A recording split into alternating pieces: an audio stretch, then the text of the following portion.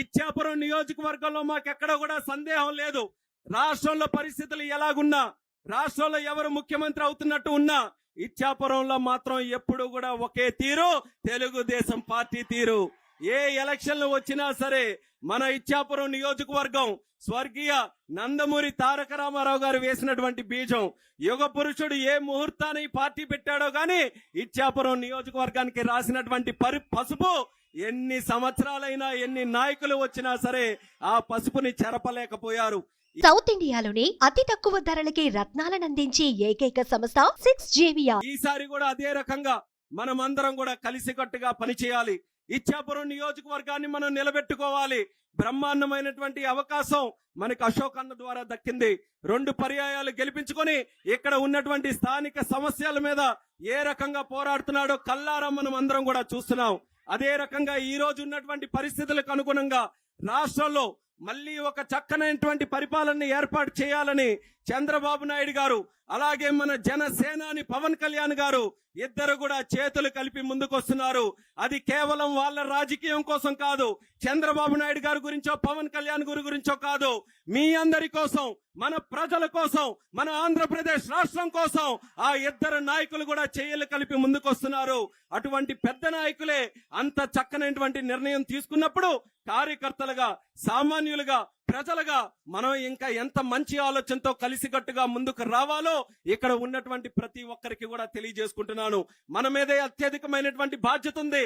కార్యకర్తలుగా ఇటు తెలుగుదేశం గాని, జనసేన పార్టీ గాని మనమందరం కూడా గ్రౌండ్ లెవెల్లో పనిచేసి ఈ దుర్మార్గుడు జగన్మోహన్ రెడ్డి చేసినటువంటి ప్రజా వ్యతిరేక విధానాలు గాని, కార్యక్రమాలు ఏవైతే ఉన్నాయో అది ప్రజల వరకు కూడా మనం తీసుకొని వెళ్లి మళ్ళీ ప్రజల్లో ఒక చైతన్యం తీసుకొని రావాలి.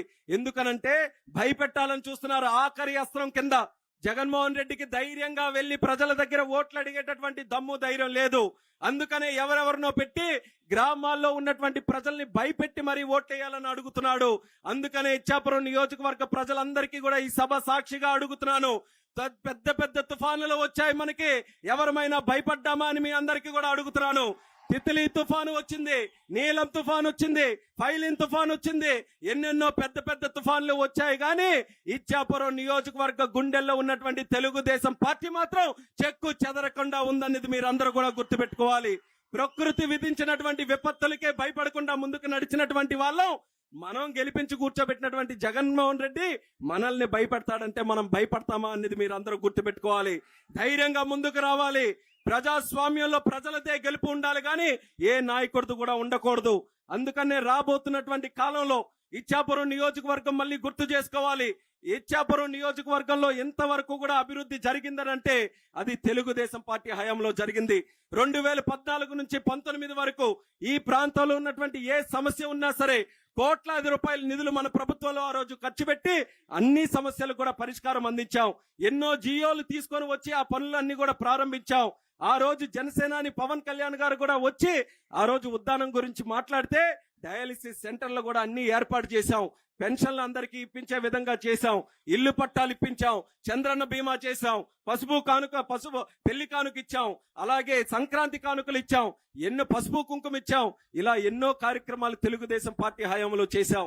ఇచ్చాపురం నియోజకవర్గం 4 దిక్కులు కూడా చూసుకుంటే ఇటు ఒరిస్సా వెళ్ళడానికి గాని, అటు సముద్ర తీర ప్రాంతాల్లో గాని ఎక్కడికి చూసినా సరే బ్రహ్మాండమైనటువంటి రహదారులు, బ్రిడ్జిలు కూడా మనం ఏర్పాటు చేశాం. ఆ రోజు మనకున్నటువంటి కెనాల్స్ కూడా రైతులకి సాగునీరు కోసం ఏవైతే ఉన్నాయో సుమారు 4 కోట్ల రూపాయలు చంద్రబాబు నాయుడు గారి హయాంలో శాంక్షన్ చేయించి పనులు మొదలు పెట్టేసరికి ఆ రోజు ప్రభుత్వం లేకుండా పోయింది. ఈ పెద్దలందరూ కూడా వచ్చారు. ఈ రోజు ప్రభుత్వంలో ఉన్నటువంటి వారు ఆ రోజు ఎన్ని రకాలుగా కోతలు కూశారు. తెలుగుదేశం పార్టీ వాళ్ళు అవ్వదు, మళ్ళీ మా ప్రభుత్వం వచ్చిన తర్వాత మేము చేస్తామని 5 సంవత్సరాల్లో ఒక్క కెనాల్లో కూడా తట్టడి ఇసుక మోయినటువంటి ప్రభుత్వం ఏదైనా ఉందనంటే అది వైఎస్ఆర్ కాంగ్రెస్ పార్టీ ప్రభుత్వాన్ని తెలియజేస్తున్నాను. అందుకనే రైతులకి మళ్ళీ న్యాయం జరగాలనంటే, సాగునీరు ఇక్కడ చక్కనైనటువంటి పరిస్థితుల్లో ఉండాలనంటే మళ్ళీ తెలుగుదేశం, జనసేన పార్టీలతో కలిసినటువంటి ప్రభుత్వాన్ని మళ్ళీ మనం ఏర్పాటు చేసుకోవాల్సినటువంటి అవసరం ఉంది. అది ఖచ్చితంగా చేసి తీరుతాం. లోకేష్ అన్న గారు కూడా ఆ విషయం మీద చక్కగా స్టడీ చేశారు. ఆయన కూడా మనందరికీ కూడా హామీ ఇస్తారు.